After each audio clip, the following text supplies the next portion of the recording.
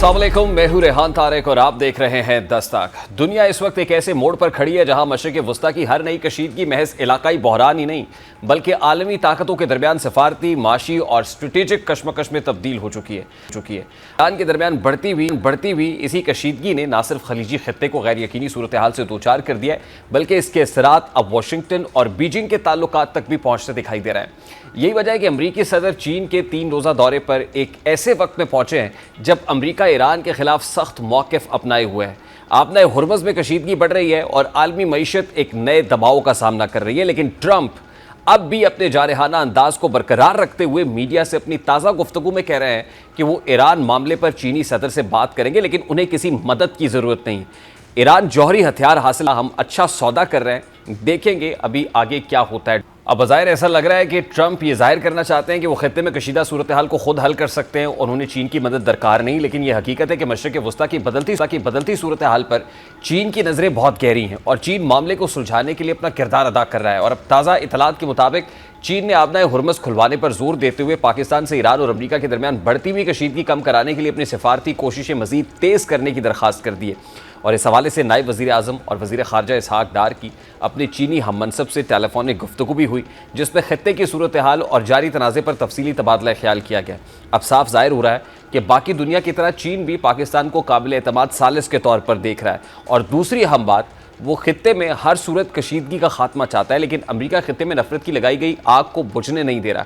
यही वजह है कि अमरीकी हुकूमत के जारहाना अंदाज पर ईरान भी दो टोक मौक़िफ़ अपनाते हुए ये वाज़े कर रहा है कि अगर अमन का रास्ता छोड़ा गया तो इसके संगीन नताइज मुरतब हो सकते हैं। और इस हवाले से तर्जुमान ईरानी वज़ारत ख़ारजा इस्माइल बकाई का गुफ्तगू करते हुए कहना है कि इसराइल की मुसल्लत करदा जंग आने वाले दौर में अच्छाई और बुराई में फ़र्क का तयन करेगी। अब ये बात तो तय है कि आग दोनों जानिब बराबर लगी हुई है, जबकि अहम बात यह है कि ट्रंप इंतज़ामिया की ये कोशिश थी कि चीनी हम मनसब से तो बात करेंगे और चीन रवानगी से पहले ईरान के साथ किसी न किसी सतह पर कोई सफारती पेशरफ्त हो जाए, ताकि अमरीका आलमी सतह पर यह तासुर दे सके कि उसने जंग नहीं बल्कि मुज़ाकरात को तरजीह दी। लेकिन ऐसा नहीं हो सका। ईरान ने अमरीकी दबाव को तस्लीम करने की बजाय न सिर्फ सख्त रद्दअमल दिया, बल्कि यही वजह है कि वो खत्ते में कशीदगी कम होने की बजाय मजीद बढ़ती चली गई। और अब यही तमाम तर नाकामियाँ ट्रंप के दौरे चीन को मजीद पेचीदा बना रही हैं, क्योंकि चीन और वहाँ पे मौजूद अमरीकी सदर के सामने सिर्फ तजारती मामलात के दो तरफा ताल्लुकात का एजेंडा नहीं होगा, बल्कि ईरान का बहरान भी मरकज़ी मौजू बन चुका होगा। और चीन इस वक्त दुनिया की दूसरी बड़ी मईशत है और उसकी तवानाई ज़रूरियात का एक बड़ा हिस्सा खलीजी खत्ते से जुड़ा हुआ है। ऐसे में आबनाए हुर्मुज़ चीन के लिए सिर्फ एक समुद्री रास्ता नहीं बल्कि उसकी सनती मईशत की शहरक की हैसियत रखती है। अगर वहाँ कशीदगी बढ़ती है, बहरी नकलो हरकत मुतासर होती है या तेल की तरसील में रुकावट आती है, तो सबसे ज़्यादा माशी दबाव उन ममालिक पर पड़ेगा जो खलीजी तवानाई पर इन्हिसार करते हैं, और चीन उन्हीं की फहरिस्त में से एक है। और यही वजह है कि अमरीका को अब सिर्फ फौजी महाज पर नहीं बल्कि सफारती मैदान में भी चैलेंजेस का सामना होगा।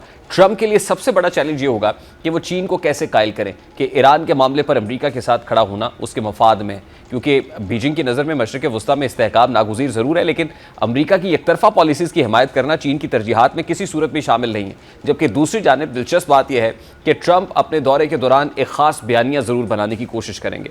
वो ये मौक़िफ़ इख्तियार कर सकते हैं कि अमरीका ने ईरान को बहुत वक्त दिया, मुज़ाकरात के कई मौक़े फराहम किए, पाबंदियों में नरमी के इशारे भी दिए, लेकिन तेहरान डील पर आमादा नहीं हुआ। इस बयानिए के जरिए वाशिंगटन मुमकिन तौर पर यह तासुर देना चाहेगा कि खित्ते में मौजूदा कशीदगी की जिम्मेदारी अमरीका पर नहीं बल्कि सिर्फ ईरान पर आयद होती है। लेकिन यहाँ असल सवाल यह है कि क्या चीन अमरीकी बयानिए को कबूल करेगा। गालिब इम्कान यही है कि ऐसा आसान नहीं होगा, क्योंकि चीन हमेशा से ये मौक़िफ़ इख्तियार करता है कि मसाइल का हल दबाव और धमकियों में नहीं बल्कि सफारतकारी में पोशीदा है। चीन ये समझता है कि अमरीका अगर मुसलसल पाबंदियों, फौजी दबाव और ताकत की सियासत के जरिए ईरान को झुकाने की कोशिश करेगा तो उसका नतीजा खित्ते में मजीद अदम इस्तेहकाम की सूरत में सामने आ सकता है। इसी तनाजुर में आलमी मीडिया रिपोर्ट्स ये बता रही हैं कि ट्रंप अपने दौरे के दौरान चीन पर यह दबाव बढ़ा सकते हैं कि वो ईरानी तेल की खरीदारी कम करे या इसको मुकम्मल तौर पर बंद करे। अमरीका जानता है कि ईरानी मईशत का एक बड़ा सहारा तेल की बरामदात है और चीन उन चंद बड़े ममालिक में शामिल है जो अब भी ईरानी खाम तेल खरीद रहे हैं। ऐसे में ट्रंप की कोशिश हो सकती है कि अगर बीजिंग ईरान से तेल की खरीदारी महदूद कर दे तो तेहरान पर माशी दबाव कई गुना बढ़ जाएगा। लेकिन बाज़ आलमी मुबसरीन के नज़दीक अहम मसला यह है कि चीन इसे सिर्फ इक्तसादी मामला नहीं समझेगा बल्कि वो इसे अपनी खुद मुख्तारी और खुद मुख्तार खारजा पॉलिसी के तराजुर में देखेगा। और चीन की हमेशा से ये पॉलिसी रही है कि वो अमरीकी पाबंदियों को हर मामले में तस्लीम करने की बजाय अपने कौमी मफादात को तरजीह देता है। अगर चीन ईरानी तेल खरीदना बंद करता है तो इसकी तवानाई सप्लाई मुतासिर हो सकती है, तेल की कीमतों में इजाफा हो सकता है और उसकी सनती लागत बढ़ सकती है। यही वजह है कि गालिब इम्कान यही है कि चीन अमेरिका के दबाव को मुकम्मल तौर पर कबूल करने से गुरेज करेगा। यहाँ एक और अहम पहलू भी सामने आता है कि चीन इस सूरत हाल को अमेरिका के लिए एक सफारती कमजोरी के तौर पर भी इस्तेमाल कर सकता है, क्योंकि अगर वाशिंगटन ईरान के मामले पर आलमी हिमायत हासिल करने में नाकाम रहता है तो ये इससे तासुर मजबूत होगा कि अमेरिका अब पहले जैसी आलमी इत्तफाक राय, आलमी कंसेंसस पैदा करने की सलाहियत नहीं रखता और चीन इसी खला को अपने हक में इस्तेमाल करना चाहेगा। इसके अलावा चीन मुमकिना तौर पर ट्रंप को यह पैगाम भी दे सकता है कि अगर अमेरिका वाकई मशरिक़ वस्ता में इस्तेहकाम चाहता है तो इसे ताकत की बजाय मुज़ाकरात का रास्ता इख्तियार करना होगा। और चीन यह भी कह सकता है कि ईरान पर मुसलसल दबाव दरअसल खित्ते को जंग के करीब ले जा रहा है और अगर आपदा हुर्मुज़ में कोई बड़ा बहरान पैदा हुआ तो इसके असरात सिर्फ ईरान या अमेरिका तक महदूद नहीं रहेंगे बल्कि पूरी आलमी मईशत मुतासर होगी। चीन का रद्द-ए-अमल इसलिए भी अहम होगा क्योंकि वो खुद को आलमी सतह पर एक मुतबादिल ताकत के तौर पर पेश कर रहा है। रूस और ईरान के साथ उसके बढ़ते हुए ताल्लुकात अमेरिका के लिए पहले ही तशवीश का बायस है। ऐसे में अगर चीन ने खुलकर ईरान के मौक़िफ़ की हिमायत ना भी की तो कम अज़ कम वो अमरीकी दबाव के सामने मुकम्मल झुकाव दिखाने से गुरेज कर सकता है। इसके अलावा चीन ये सवाल भी उठा सकता है कि अगर अमरीका वाकई मुज़ाकरात चाहता था तो फिर उसने मुसलसल सख्त बयानात, इक़्तिसादी पाबंदियों और फ़ौजी मौजूदगी में इजाफा क्यों किया। यूँ देखा जाए तो ट्रंप का ये दौरा सिर्फ एक सफारती मुलाकात नहीं बल्कि एक बड़े आलमी इम्तहान की शक्ल इख्तियार कर चुका है। एक तरफ अमरीका ईरान पर दबाव बढ़ाना चाहता है, दूसरी जानिब चीन अपने माशी और स्ट्रेटेजिक मफादात को तहफ़्फ़ुज़ देना चाहता है। यही तज़ाद इस दौरे को इंतहाई हसास बना रहा है। यानी अगर मजमूई सूरत हाल का जायज़ा लिया जाए तो वाज़ेह होता है कि ईरान के खिलाफ अमरीकी हिकमत अमली अब सिर्फ मशरिक़ वस्ता तक महदूद नहीं रही बल्कि वो आलमी ताकतों के दरमियान नई सफ़बंदी पैदा कर रही है। ट्रंप चीन से ईरान के खिलाफ हिमायत हासिल करने की कोशिश ज़रूर करेंगे लेकिन बीजिंग आसानी से अमरीकी दबाव को कबूल करता नजर नहीं आता क्योंकि चीन जानता है कि आबना हुर्मुज़ का इस्तेहकाम उसकी मईशत से बराह रास्त जुड़ा हुआ है और किसी भी बड़े बहरान का नुकसान पूरी दुनिया को होगा। इसीलिए आने वाले दिनों में असल जंग सिर्फ मैदान के सफारती महाज पर भी लड़ी जाएगी जहां अमरीका ईरान को तनहा करने की कोशिश करेगा जबकि चीन अपने मफादात और आलमी ताकत के तवाज़ुन को सामने रखकर मोहतात मगर अहम किरदार अदा करता रहेगा। इस हवाले से मजीद बात करेंगे। अभी एक ब्रेक लेते हैं, ब्रेक के बाद वापस आते हैं।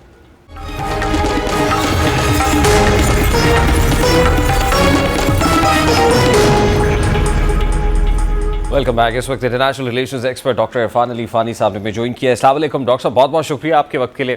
डॉक्टर फ़ानी, अमरीकी सदर ट्रंप चाइना पहुंच गए हैं और चाइना पहुंचने से पहले हमने कुछ पोस्टरिंग, कुछ सिग्नलिंग देखी, कौमी सलामती का इजलास भी बुलाया गया और फिर ईरान पर बॉम्बिंग के हवाले से भी हमने देखा कि स्टेटमेंट्स दिए। यानी जो मज़ाहमती बयानियाँ हैं उसको तक़वियत देते हुए कुछ जुमले ट्रंप की तरफ से आए। ये कहिएगा कि अब जब चीन पहुँचे हैं तो क्या जो कोर इशू है वो यही कॉन्फ्लिक्ट है जो इस खत्ते में ईरान और यूएस कॉन्फ्लिक्ट है, इजराइल कॉन्फ्लिक्ट है और प्राइमरीली यही डिस्कशन होगी कि इसके ऊपर क्या करना है, या आपको लगता है कि ये सेकेंडरी इशू होगा? जी हाँ, बिल्कुल मैं आपकी बात से मुत्तफिक हूँ कि जो कोर इशू है ना वो इस वक्त जो एक ट्रेड वॉर चल रही है बिटवीन द चाइना और अमेरिका और इसके अंदर मुख्तलिफ जो मिनरल्स हैं और मिनरल्स के हवाले से चीन के साथ कुछ डील है और अमेरिका ये चाह रहा है कि किसी तरह से जो उसकी प्रोडक्ट्स हैं अमेरिका की वो ज़्यादा से ज़्यादा जो चीन है वो परचेज करे और बजाय इसके कि जो बैलेंस ऑफ पावर है ट्रेड का वो अमेरिका के चाइना के हक में ना हो, वो या तो बैलेंस हो या वो अमेरिका के हक में चला जाए।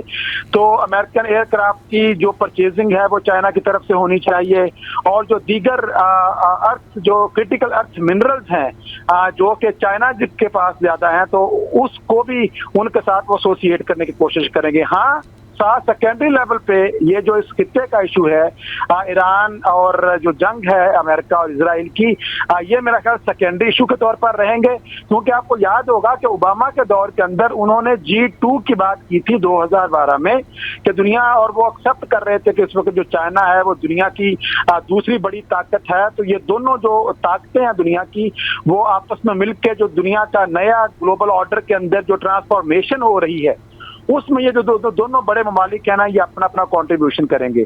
तो चाइना के हवाले से और मशरिक़ वस्ता की जो सिचुएशन है वो डिस्कस होगी और ज़रूर होगी और मुझे ये लगता है कि चाइना बहुत ज़्यादा इस हवाले से कोई आपको ऐसी स्टेटमेंट उनकी तरफ से आपको नजर नहीं आएगी जिसके अंदर वो एक तरह से थ्रेट करता हुआ आपको नजर आए अमेरिका को कि वो किसी भी तरह से यहाँ से खत्म हो जाए और जंग फौरन से खत्म हो। और वो तनबीह करे अमेरिका को कि जितनी जल्दी हो सके आप जंग खत्म नहीं, करो। लेकिन डॉक्टर साहब वो अल्टीमेटली एक- तो चाइना को यही शूट करता है ना कि जितनी जल्दी हो सके आप नए हुरमस खुले, जो चाइना के लिए भी माशी शहर की हैसियत रखती है। लेकिन अमेरिका अगर वाकई इस ट्रेड वॉर के अंदर चाइना को हराना चाहता है, या वो चाहता है कि ये जो इस वक्त सुपीरियॉरिटी है अमेरिका की इकोनॉमिक फ्रंट के ऊपर बरकरार रहे, तो फिर वो चाहेगा इसको प्रोलॉन्ग करे, इसको जितना लिंगर ऑन हो सकता है वो करे, और चाइना जो है वो फ्रस्ट्रेट हो। देखिए चाइना का जो इसके अंदर आपकी बात बिल्कुल सही है कि इकोनॉमिकली स्टेक तो बहुत ज्यादा है चाइना के। अगर जितनी जल्दी ये इशू रिजॉल्व होता है चाइना को उसका उतना ही फायदा है, लेकिन चाइना से ज्यादा जो स्टेक्स है ना वो अमेरिका के लगे हुए हैं इसके ऊपर। और चीन जो है वो इसलिए भी, अगर उसकी कोई भी जो स्टेटमेंट आएगी वो इस तरह से होगी कि जिसके अंदर दोनों फ्री कैंप को कहा जाएगा कि वो अपनी जो जंग को, अग्रेशन को कम करें और अल्टीमेटली वो टेबल टॉक पे आके इसको पॉलिटिकल इसका सोल्यूशन करें। इस चीज का जो है वो मिलिट्री सोल्यूशन नहीं है। आपको याद होगा इससे पहले जो अराकी साहब हैं वो भी चीन का दौरा कर चुके हैं और उन्होंने भी अपना जो प्रपोजल और अपनी बातें हैं वो चाइना के सामने पेश कर चुके हैं। और दीगर जो खित्ते के ममालिक हैं, पाकिस्तान भी उनमें शामिल है, जो कि कॉल्स करते रहे हैं शी जिनपिंग के साथ भी और दीगर जो चाइना के एडमिनिस्ट्रेशन है। तो उनकी कोशिश तो ये है कि ये मसला जो है वो डिप्लोमेटिकली हल हो जाए। लेकिन जो इस वक्त इस दौरे का की पॉइंट होगा वो सारे का सारा अमेरिका और चाइना के दरमियान जो इकोनॉमिक वॉर है और जो ट्रेड वॉर है उस हवाले से लेवरेज हासिल करने की कोशिश करेगा डोनाल्ड ट्रंप। लेकिन चीन जो है वो क्योंकि सफारतकारी के माहिर हैं, चुएन लाई से लेके जैसे जैसे मौजे तुंग हो और पूरी आप इनकी तारीख पढ़ लें तो आप देखते हैं कि उससे पहले जैसे 72 के अंदर भी जब पाकिस्तान ने उनकी मेडिएशन करवाई थी तो उस वक्त तो चलो अमेरिका के अंदर भी उस तरह की डिप्लोमेटिक आपको लीडरशिप नजर आती है। लेकिन इस वक्त जो डोनाल्ड ट्रंप की स्टेटमेंट जाने से पहले भी अगर आप सुन लें तो वो स्टेटमेंट चाइना को नाराज करने वाली स्टेटमेंट्स हैं। वो कोई ऐसी स्टेटमेंट्स नहीं थी कि जिनके अंदर हम देखें कि वो चाह रहे हैं कि वो चाइना और अमेरिका वो दोनों बाहम मिलकर इस मसले का जो है ना वो कोई ना कोई हल निकालें। तो मुझे ये लगता है कि मशरिक वस्ता की सूरत हाल ये प्रोलॉन्ग करेगी और चाइना की तरफ से बहुत कंक्रीट या कैटेगोरिकल ऐसी स्टेटमेंट नहीं आएगी जो कि फौरी जंग बंदी की तरफ बात चली जाए। और क्योंकि चाइना जो है दुनिया और एक्सपर्ट्स तो ये कहते हैं कि चाइना जो है वो दुनिया की सब्स्टिट्यूट पावर के तौर पर अमेरिका के बाद इस वक्त मौजूद है, लेकिन चाइना अभी खुद वो पोजीशन नहीं लेना चाहता एक ग्लोबल पावर की या सुपर पावर की, जिसके अंदर क्योंकि आप पूरी दुनिया में देखें जो मिलिट्री बेसिस हैं अमेरिका के उनकी तादाद देख लें, चाइना के मिलिट्री बेसिस की तादाद देख लें। हाँ अगर आप इकोनॉमी को ले रहे हैं तो चाइना को अमेरिका पकड़ता हुआ भी नजर नहीं आ रहा। लैटिन अमेरिका से लेके अफ्रीका तक, एशिया तक, पूरे इंडियन ओशन में आपको पोर्ट्स का एक जाल बिछा हुआ नजर आता है जो कि चाइना जिसको लेके चल रहा है। अगर से वेनेजुएला के अंदर भी उसकी जो हुकूमत को तब्दील किया गया था तो चाइना के इन्फ्लुएंस भी एक बहुत बड़ा उसके अंदर फैक्टर था, क्योंकि पूरे लैटिन अमेरिका के अंदर एक बड़ी तादाद में जो चाइना है वो अपनी पोर्ट्स बना चुका था और चाइना अपने जो फुटप्रिंट है वो बड़े मजबूत कर रहा था। तो मेरा ये ख्याल है कि मशरिक वस्ता की सूरत हाल जो है वो अभी एक शेडो वॉर की कैफियत में रहेगी और दुनिया की जो इकोनॉमी है ना ये आने वाले हर दिन, आप कल के अगर मोदी साहब की भी स्टेटमेंट इंडिया में भी सुने तो उन्होंने तो लॉकडाउन तक की बात की है कि तमाम जो इंडियन शहरी हैं वो तमाम ऑनलाइन काम करें और पब्लिक ट्रांसपोर्ट पर सफर करें क्योंकि उनका जो फ्यूल है और वो खत्म हो रहा है। बिल्कुल इसी तरह से पूरी दुनिया के ममालिक की कंडीशन है और ये शेडो वार जो है ये इतना नुकसान ईरान का तो शायद जो होना था वो हो चुका और अमेरिका को भी इतना नुकसान अगर बहसियत मिलिट्री के तौर पर देखा जाए या रियासत की जीडीपी के हवाले से देखा जाए तो नुकसान नहीं है। हाँ डोनाल्ड ट्रंप को पॉलिटिकल लॉस इसका बहरहाल बहुत ज्यादा है और अमेरिका की जो रिलेटिव पावर है वो आपको कम होती हुई नजर आ रही है।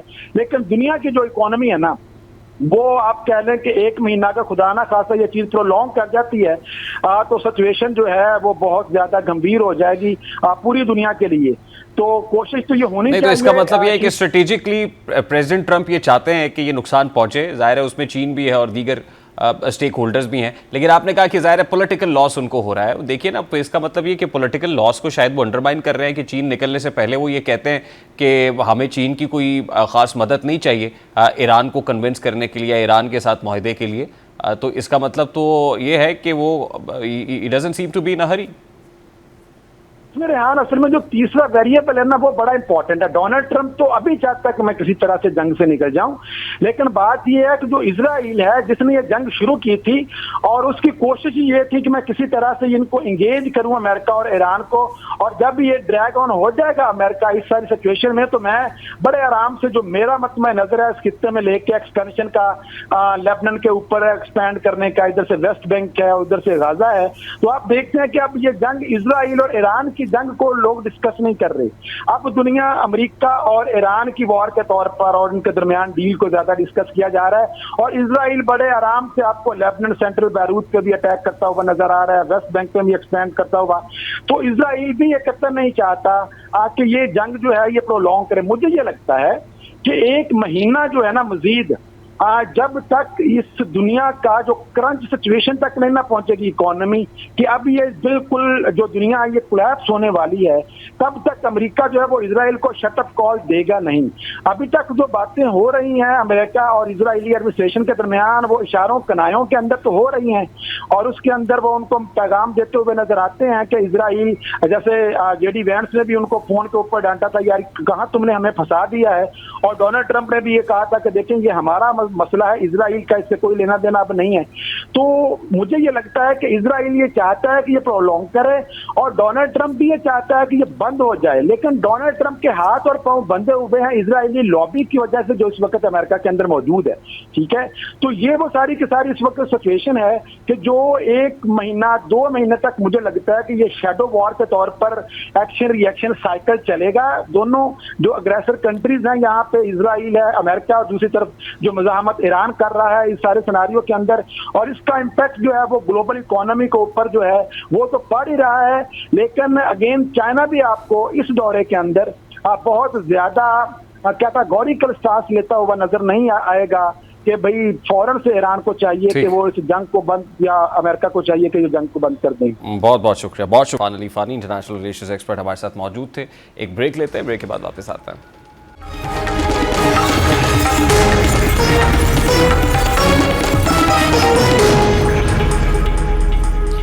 पाकिस्तान गुज़श्ता कई बरसों से खित्ते में अमन, इस्तेहकाम और सफारती तवाज़ुन के फ़रोग़ के लिए एक नहायत अहम किरदार अदा कर रहा है। दुनिया के बदलते हुए जोग्राफियाई और सियासी हालात में जहाँ बड़ी ताकतें अपने मफादात के तहफ़्फ़ुज़ के लिए नई सफ़बंदियाँ कर रही हैं, वहाँ पाकिस्तान ने हमेशा एक ज़िम्मेदार रियासत के तौर पर मुज़ाकरात, मुफ़ाहमत और सफारतकारी का रास्ता अपनाया है। यही वजह है कि आज आलमी सतह पर पाकिस्तान के किरदार को महज एक इलाकाई ताकत के तौर पर नहीं, बल्कि एक ऐसे मुल्क के तौर पर देखा जा रहा है जो कशीदा हालात में भी मुसालहत का किरदार अदा करने की सलाहियत रखता है।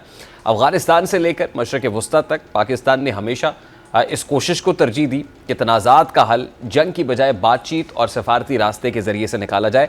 यही मौक़िफ़ पाकिस्तान को दीगर कई ममालिक से मुमताज़ बनाता है। इसी तरह ईरान और अमेरिका के दरमियान बढ़ती हुई कशीदगी की हालिया तनाजुर में भी पाकिस्तान का किरदार गैर मामूली अहमियत इख्तियार कर चुका है। पाकिस्तान न सिर्फ ईरान का हमसाया और बरादर इस्लामी मुल्क है, बल्कि अमेरिका के साथ भी इसके सफारती और इक़्तिसादी ताल्लुकात मौजूद हैं। यही तवाज़ुन पाकिस्तान को एक मुमकिन सालिस के तौर पर अहम बनाता है। ताहम जैसे ही पाकिस्तान का किरदार नुमाया होना शुरू होता है तो बाज़ क़ुव्वतें इस किरदार को मशकूक बनाने की कोशिशें शुरू कर देती हैं। सोशल मीडिया, गैर मुसद्दक़ा रिपोर्ट्स और बास प्रोपेगेंडा प्लेटफॉर्म्स पर ये दावे गर्दिश करने लगते हैं कि पाकिस्तान किसी खास फरीक के लिए खुफिया किरदार अदा कर रहा है या किसी प्रॉक्सी सरगर्मी का हिस्सा बन रहा है। हालांकि इन दावों की किसी आज़ाद और मोतबर ज़रिए से तस्दीक नहीं हो सकी। इस हवाले से पाकिस्तान का दफ्तर ख़ारजा कई मरतबा वाज़ेह और दो टोक मौक़िफ़ दे चुका है कि पाकिस्तान की ख़ारजा पॉलिसी उसूली, मुतवाज़न और ख़ुद मुख्तार बुनियादों पर उस्तवार है। पाकिस्तान ने हमेशा इस बात पर जोर दिया है कि वो किसी भी मुल्क के खिलाफ प्रॉक्सी सरगर्मियों या तकरीबी मनसूबा बंदी का हिस्सा नहीं बनेगा। दर हकीकत पाकिस्तान का बुनियादी मौक़िफ़ यही रहा है कि खित्ते में जंग या तसादुम किसी के मफाद में नहीं, बल्कि इससे पूरा खित्ता अदम इस्तेहकाम का शिकार होता है। यही वजह है कि पाकिस्तान मुसलसल कशीदगी कम करने, मुज़ाकरात को फ़रोग़ देने और सफारती रवाबित को मजबूत बनाने पर जोर देता आया है। असल सवाल यह है कि अगर पाकिस्तान अमन की बात कर रहा है तो फिर बाज़ आलमी क़ुव्वतें पाकिस्तान के किरदार से खाइफ क्यों हैं? तो इसकी एक बड़ी वजह यह है कि पाकिस्तान का बढ़ता हुआ सफारती किरदार आलमी ताकतों के बाज़ देरीना बयानियों और मफादात को चैलेंज कर रहा है। माजी में पाकिस्तान को सिर्फ सिक्योरिटी या दहशत गर्दी के तनाजुर में पेश किया जाता था, लेकिन अब पाकिस्तान खुद को एक ज़बरदार सफारती क़ुव्वत के तौर पर मनवा रहा है। चीन, खलीजी ममालिक, तुर्किया, वस्त एशियाई रियासतें और हत्ता के मगरबी दुनिया के साथ पाकिस्तान के बैक वक्त ताल्लुकात इस बात का मुँह बोलता सबूत है कि पाकिस्तान अब सिर्फ एक फ़रीक नहीं, बल्कि मुख्तलिफ ताकतों के दरमियान तवाज़ुन कायम करने की सलाहियत रखता है। जबकि ये भी हकीकत है कि इसराइल को फ़लस्तीन के मसले पर पाकिस्तान का करीब होना भी एक आंख नहीं भाता है। अब इस सारे तनाजुर में आलमी ताकतें नहीं चाहती कि पाकिस्तान एक मजबूत सफारती मरकज़ के तौर पर उभरे, क्योंकि अगर पाकिस्तान खित्ते में अमन और मुज़ाकरात का कामयाब मॉडल पेश करता है तो इससे उन कुव्वतों के मफादात मुतासर होते हैं जो कशीदगी, असलहे की दौड़ और अदम इस्तेहकाम से सियासी या इक्तसादी फ़वायद हासिल करती हैं। ये एक हकीकत है कि मशरक़ वस्ता में जारी तनाज़ात, तवानाई की सियासत, आलमी तिजारती रास्ते और समुद्री गुज़रगाहें इस वक्त आलमी ताकतों के लिए इंतहाई अहमियत इख्तियार कर चुकी हैं। ऐसे में अगर पाकिस्तान एक मौसर सालिस के तौर पर सामने आता है तो ये दुश्मन कुव्वतों के लिए अपनी बालादस्ती के तसव्वुर को कमज़ोर होता देखने के मुतरादिफ है। पाकिस्तान के खिलाफ साजिशों की एक और अहम वजह इसकी जोग्राफियाई अहमियत भी है। पाकिस्तान दुनिया के उस खित्ते में वाक़ है जहाँ जनूबी एशिया, मशरक़ वस्ता और वस्त एशिया आपस में जुड़ते हैं। चीन, पाकिस्तान, इक्तसादी राहदारी जैसे मंसूबे ने भी पाकिस्तान की इस अहमियत को मज़ीद बढ़ा दिया है। ये वजह है कि कुछ कुव्वतें पाकिस्तान को गैर मुस्तहकम दिखाने या इसके सफारती किरदार को मुतनाज़ बनाने की कोशिश करती हैं ताकि आलमी सतह पर इसकी साख मुतासर हो। सोशल मीडिया पर चलने वाले गैर मुसद्दक़ा बयानिए, झूठी रिपोर्ट्स और अफवाहें दरअसल इसी प्रोपेगेंडा जंग का हिस्सा महसूस होती हैं जिनका मकसद पाकिस्तान की सफारती साख को नुकसान पहुँचाना है। ये भी हकीकत है कि पाकिस्तान ने हमेशा मुस्लिम दुनिया के अहम तनाज़ात में मुसालहती किरदार अदा करने की कोशिश की है। सऊदी अरब और ईरान के ताल्लुकात हों, अफगानिस्तान का मसला हो या फिर मसला फ़लस्तीन हो या फिर खित्ते में बढ़ती हुई कशीदगी, पाकिस्तान ने हमेशा तहम्मुल, मुज़ाकरात और अमन की हिमायत की है। यही बैलेंस्ड पॉलिसी बाज़ हल्कों को नागवार गुजरती है, लेकिन पाकिस्तान ने वाज़े कर दिया है कि वह अपनी खारजा पॉलिसी की कौमी मफादात, इलाकाई इस्तेहकाम और आलमी अमन के उसूलों के मुताबिक आगे बढ़ाएगा। दूसरी जानिब पाकिस्तान के अंदरूनी इस्तेहकाम और दिफाई सलाहियत भी बाज़ कुव्वतों के लिए तशवीश का बाइस बन रहे हैं। एक एटमी ताकत होने के साथ साथ पाकिस्तान की फ़ौजी और सफारती सलाहियतों ने उस खित्ते में एक अहम मुल्क बना दिया है।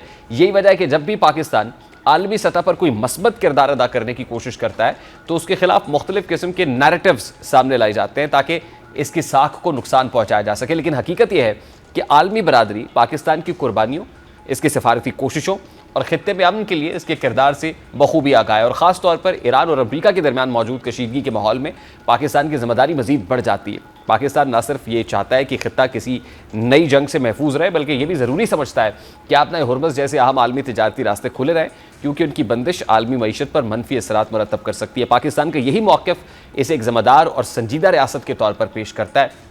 यही वजह है कि दुनिया की कई बड़ी ताकतें पाकिस्तान के साथ राब्ते में रहती हैं और उसकी राय को अहमियत देती हैं। अब यानी ये कहना गलत नहीं होगा कि पाकिस्तान आज एक ऐसे मोड़ पर खड़ा है जहां उसका सफारती किरदार मुसलसल मजबूत हो रहा है। वो कि बाज़ कुव्वतें प्रोपेगेंडा, अफवाहों और गैर मुसद्दक़ा इल्ज़ामात के ज़रिए पाकिस्तान की साख को नुकसान पहुँचाने की कोशिश कर रही हैं, लेकिन ज़मीनी हक़ाइक़ ये बताते हैं कि पाकिस्तान खित्ते में अमन, इस्तेहकाम और मफाहमत का दाई है। पाकिस्तान ने हमेशा जंग की बजाय मुज़ाकरात, तसादुम की बजाय ताउन और कशीदगी के बजाय तवाज़ुन की बात की है। यही वजह है कि दुनिया पाकिस्तान के किरदार की मोतरफ है, जबकि मुखालिफ कुव्वतें इसी बढ़ते हुए असर और रसूख से खाइफ दिखाई देती हैं। पाकिस्तान अगर इस मुस्तकिल मजाजी, तदब्बुर और बैलेंस्ड डिप्लोमेसी के साथ आगे बढ़ता रहा तो फिर आने वाले बरसों में वो न सिर्फ खित्ते बल्कि आलमी सतह पर भी अमन के एक अहम सुतून के तौर पर उभर सकता। अभी एक ब्रेक लेंगे और ब्रेक के बाद जब वापस आएंगे तो फिर कोकेन क्वीन की बात करेंगे। इस ब्रेक के बाद हमारे साथ रहिएगा।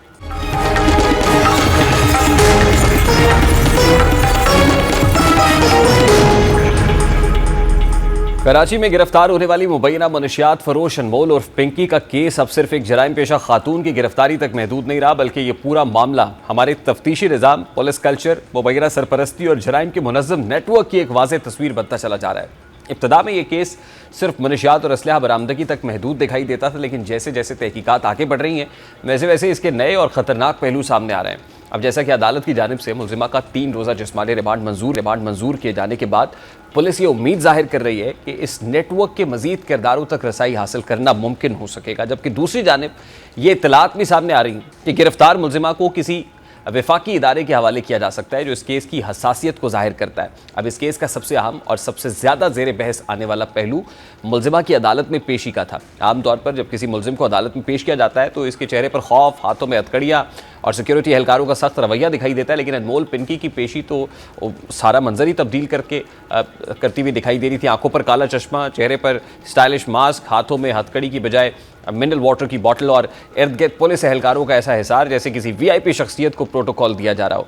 इस मंजर को देखने के बाद ऐसा महसूस हो रहा था कि शायद पुलिस ने वीआईपी मुलजिमा सर्विस शुरू कर दी है, या फिर ये केस किसी अदालत की ये पेशी में नहीं है जिसमें मुलजिमा को पेश किया जा रहा हो, बल्कि किसी फिल्म की शूटिंग चल रही है। यानी मुलजिमा की गिरफ्तारी और उसके कानून की गिरफ्त में आने के बाद भी इसमें इतना एतमाद और ठाठ बाट नजर आया कि यह सवाल उठने लगा कि कहीं मुलजिमा के पीछे किसी ताकतवर शख्सियत का हाथ तो नहीं है। असल सवाल ये नहीं है कि मुलजिमा ने काला चश्मा क्यों पहना था या हाथ में पानी की बोतल क्यों उठा रखी थी। असल सवाल ये है कि क्या किसी आम और गरीब मुलजिम के साथ भी यही सलूक किया जाता है? क्या किसी कमज़ोर तबके के शख्स को भी इसी अंदाज में अदालत लाया जाता है? हकीकत यह है कि हमारे माशरे में कानून का रवैया अक्सर हैसियत और ताल्लुकात देखकर बदल जाता है। यही वजह है कि अनमोल पिंकी की पेशी ने अवाम में शदीद गुस्सा पैदा किया, क्योंकि लोगों में यह तासुर उभरा कि शायद जराइम की दुनिया में असर रसूख रखने वालों के लिए कानून का रवैया भी नर्म हो जाता है।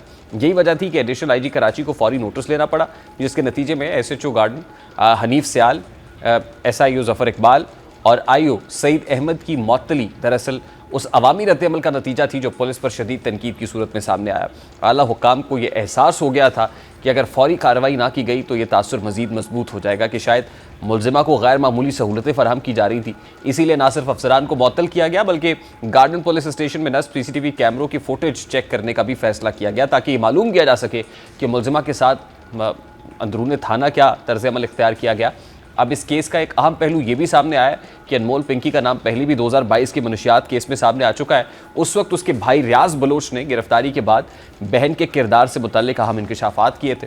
इससे अंदाज़ा होता है कि कानून नाफिज करने वाले इदारों के पास पहले से मालूमात मौजूद थी, लेकिन इसके बावजूद ये नेटवर्क मुसलसल सरगर्म रहा। यही वो नुक्ता है जहां अवाम के जहन में ये सवाल उभरता है कि आखिर ऐसे जराइम पेशा अफराद बरसों तक कानून की गिरफ्त से कैसे बचे रहते हैं। बहरहाल इस केस में मामला उस वक्त मजीद दिलचस्प और ख़तरनाक हो गया जब अनमोल पिंकी का एक मुबैना ऑडियो मैसेज सामने आया। इस ऑडियो में अनमोल पिंकी अपने क्लाइंट्स को यकीन दहानी कराती नजर आई कि अगर इसके साथ कुछ भी जाए तो मनशियात फरोशी का काम बंद नहीं होगा। अनमोल पिंकी ने मुबैना ऑडियो में अपने जानशी का जिक्र भी किया कि अगर उसके साथ कुछ होता है या वो इस दुनिया में नहीं रहती तो फिर ये काम कौन आगे बढ़ाएगा। इस ऑडियो में क्या सुना जा सकता है, ज़रा वो आपको भी सुनवाते हैं। Hi friends, I am Pinki. और अगर आप लोग अब मेरा ये मैसेज सुन रहे हो तो इसका मतलब ये है कि या तो मेरे साथ कोई प्रॉब्लम हो गया या फिर मैं इस दुनिया में नहीं हूँ। तो ये मैसेज मैंने सेंड इसलिए किया है, ये मैसेज बनाने का मतलब ये है कि अगर खुदा न खास्ता मेरे साथ कुछ हो जाता है तो और ये मैसेज आप लोगों को मिलता है तो इसका मतलब ये होगा कि नेक्स्ट आगे से जो काम संभालेगा वो मेरे ही नंबर से, आपसे यही नंबर मेरा ही होगा और कोई जेंट्स होंगे, ठीक है। तो समझ ले मेरे फ्रेंड होंगे और वो आगे से इस काम को हैंडल करेंगे और आगे आपको कुछ सारे मामलात वो बता देंगे जो भी मामलात हुए होंगे। Thank you. अब यह ऑडियो दरअसल इस बात का सबूत समझी जा रही है कि मामला किसी एक फ़र्द तक महदूद नहीं बल्कि एक मुकम्मल मुनज़्ज़म नेटवर्क मौजूद है जो गिरफ्तारियों के बावजूद अपनी सरगर्मियाँ जारी रखने की सलाहियत रखता है। दूसरी जानिब इस केस में तफ्तीशी गफलत भी खुलकर सामने आई है, जैसा कि FIR में मुलजिमा के घर का पता गलत दर्ज होना एक इंतहाई संगीन मामला बनकर सामने आया। पुलिस रिकॉर्ड के मुताबिक जिस फ्लैट से मुलजिमा की गिरफ्तारी जाहिर की गई वहाँ गुज़श्ता 8 बरस से एक आम ख़ानदान रिहाइश पजीर है। ये तजाद न सिर्फ तफ्तीशी अमल पर सवाल उठाता है बल्कि एक खदशा भी पैदा करता है कि कहीं शवाहिद को कमज़ोर करने या केस को मुतनाज़ बनाने की कोशिश तो नहीं की गई। बहरहाल अब इस केस ने एक और ख़तरनाक रुख उस वक्त इख्तियार किया जब गिरफ्तार मुलजिमा अनमोल पिंकी के कत्ल के मुकदमे में भी नामजदगी निकल आई है और यूँ लियारी बगदादी में 7 मई को मिलने वाली एक नामालूम नशई की लाश के मुकदमे में मुलजिमा का नाम सामने आया। ताहम यहाँ भी तारीखों में तजाद और मुकदमे के इंदराज में झोल के मौजूद हैं और जो पुलिस के किरदार पर मजीद सवाल खड़े कर देते हैं। अगर कत्ल केस में शवाहिद मजबूत निकलते हैं तो ये मामला सिर्फ मनशियात फरोशी तक महदूद नहीं रहेगा बल्कि जराइम के एक बड़े और ख़तरनाक नेटवर्क की निशानदही भी बन सकता है। अब अगर मजबूरी तौर पर इस पूरे केस का जायज़ा लिया जाए तो ये मामला सिर्फ एक खातून मनशियात फरोश की गिरफ्तारी तक महदूद नहीं रहता बल्कि उस खौफनाक हकीकत को भी बेनकाब करता है कि हमारे माशरे में मनशियात का नेटवर्क किस कदर मजबूत और मुनज़्ज़म हो चुका है। प्रोग्राम का वक्त अपने इख्तिताम को पहुंचा। आपसे मुलाकात होगी इंशाअल्लाह। कल अपना रखिए ख्याल। अल्लाह हाफ़िज़।